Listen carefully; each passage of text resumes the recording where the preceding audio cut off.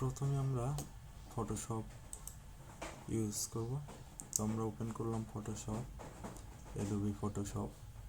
এখানে আমরা ওপেন করার পরে আমার যেটা পিকচার আছে সেটা আমি নিয়ে নেব।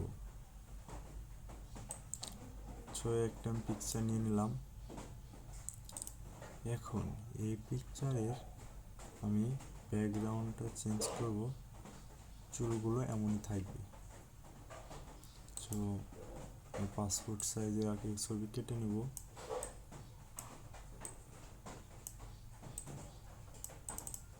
কেটে নিলাম। তারপরে আমরা এখান থেকে আসব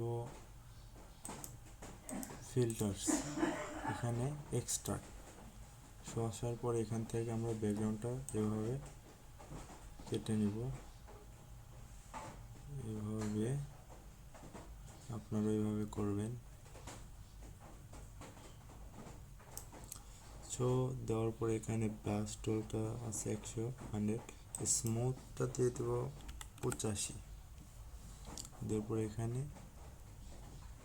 ফুল টুলস দিয়ে মাঝখানে দিয়ে ওকে করে দেব।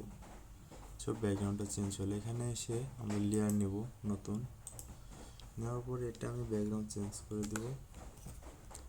এটা টেনে লেয়ার দিয়ে দেব।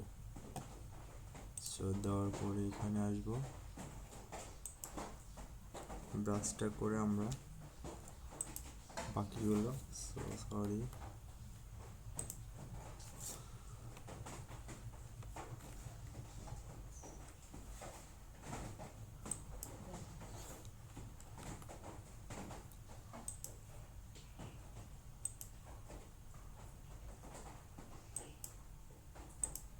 হয়ে গেল আমাদের পাসপোর্ট সাইজের ছবি।